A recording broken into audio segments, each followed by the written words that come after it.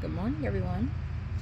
So, I've been thinking about this whole storytelling and what it's appropriate.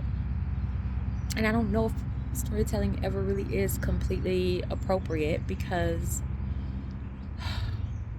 you never know who somebody's hero is that's the victim in somebody else's story. And I've never wanted to paint people as villains, even if I felt like they were a villain to me, because you might be somebody else's hero. But I don't know. This is where we start. So, and y'all gotta help me come up with a name. So I'm gonna start doing these little story times in my egg chair until it gets too cold. So look, you see this? I put that together myself. Yep, I did. Me and my daughter. I'm so proud of myself because I'm not really a thing doer. But I did. I wanted my little egg chair on the porch, and I came in a box. I hate when stuff comes in a box, which is mostly the reason why I probably buy more marketplace type stuff than anything. Has probably very little to do with money and more to do with the fact that I don't have to put it together.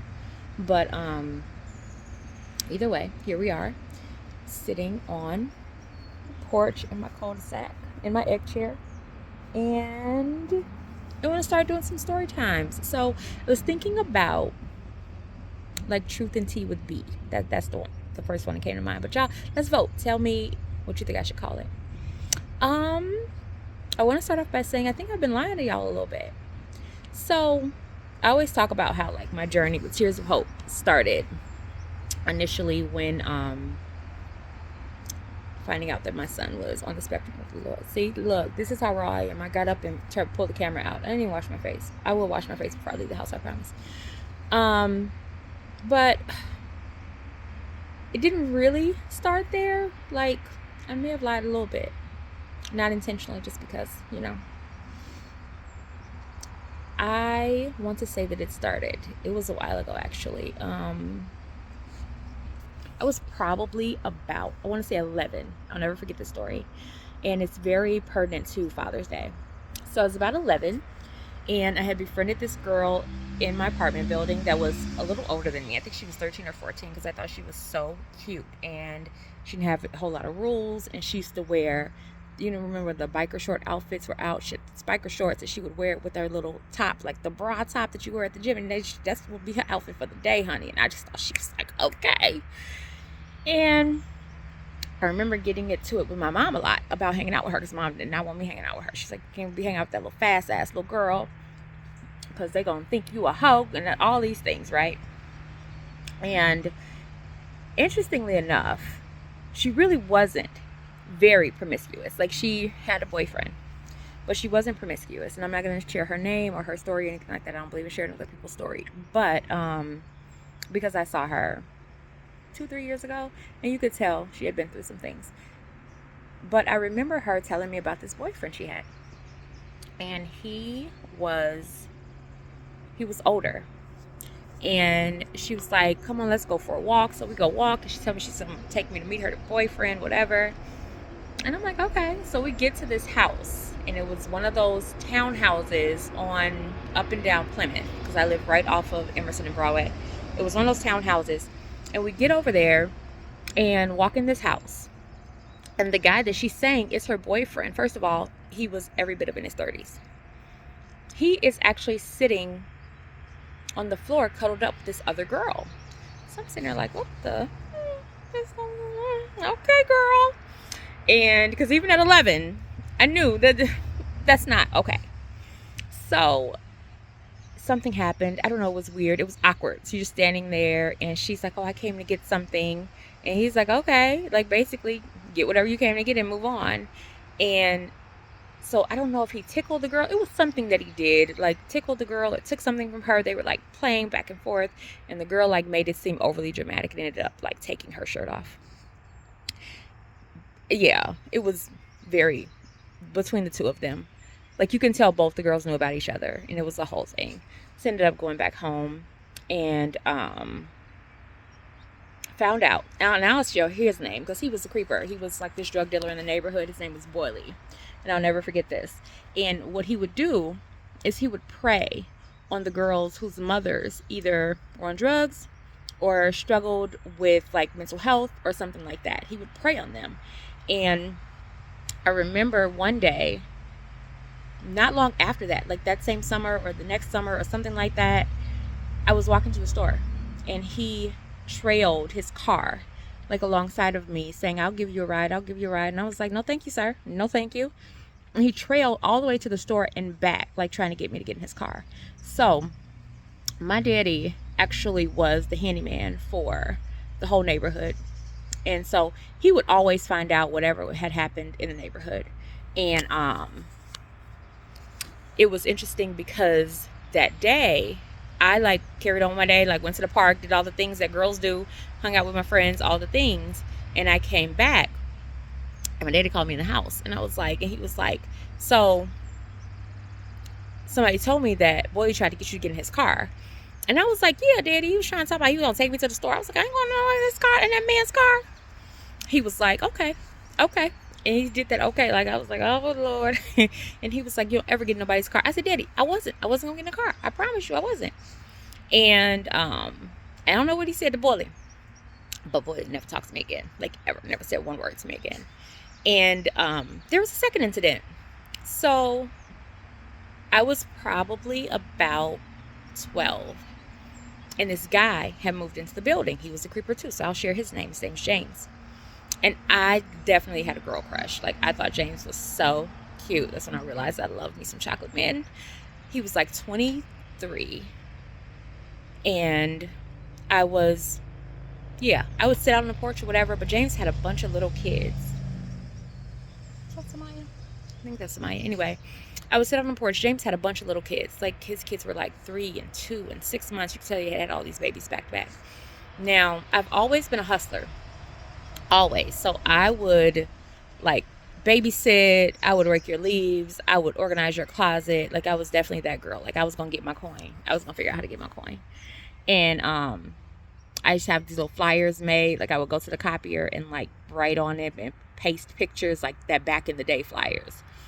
And so I've always been a hustler from day one. So I remember James asked me to babysit his kids. And I was like, yeah, cool. You gonna pay me? Okay, cool.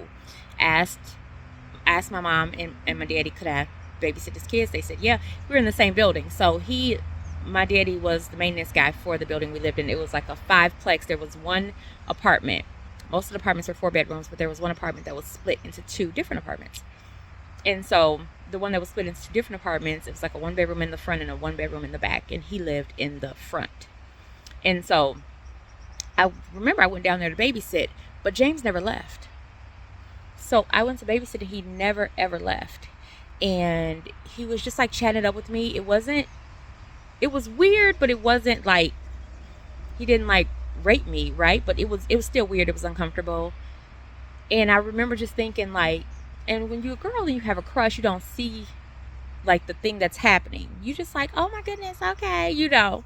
And then there was another incident that happened maybe about 2-3 months after that. I'm sitting on the porch and eating my little ice cream. I had a little bowl of ice cream. And I remember James was like, you know what would taste good in that ice cream? He was like, you should put some liquor in it. It was some rum or something. And I let him. So I'm sitting here eating this ice cream with rum in it. I'm telling y'all, listen, this is why I struggle so much when people paint girls as promiscuous because somebody was doing a thing to them. It was very, very clear now as I'm older, James was trying to groom me. He was actively trying to groom me.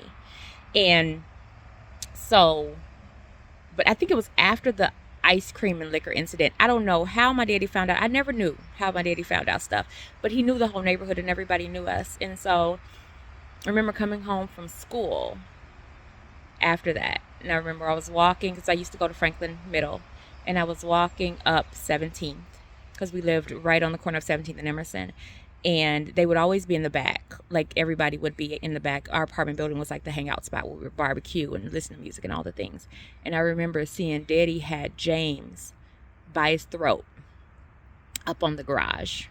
And he was like, if you even look at my daughter ever again, I will, yeah, I'm gonna take you out. I ain't gonna say it because this is on social media. But yeah, he said some stuff. And the next day, James moved out.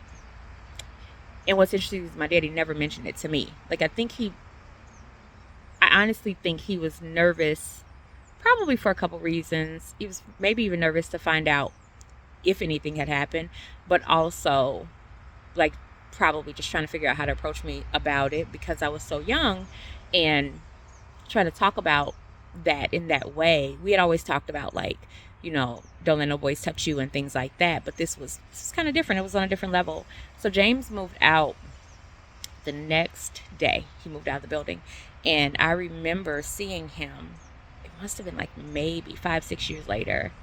And it was actually kind of funny because the first thing he asked me is if I was 18. This was the other part that was interesting. It was something that he saw it as like a challenge or something. I don't know. But he definitely asked me if I was 18 yet, because I guess he figured I'm going to have to wait until she's 18 because, family crazy. But yeah, so those were definitely 2 moments in time. There's probably a couple others, but we'll start with that for today. There's 2 moments in time that I definitely feel like my daddy protected me. And a part of the reason I do the work I do really has nothing to do with my son's autism.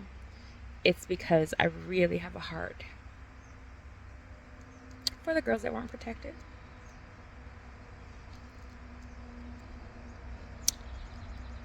I have several friends who have been sexually assaulted and taken advantage of.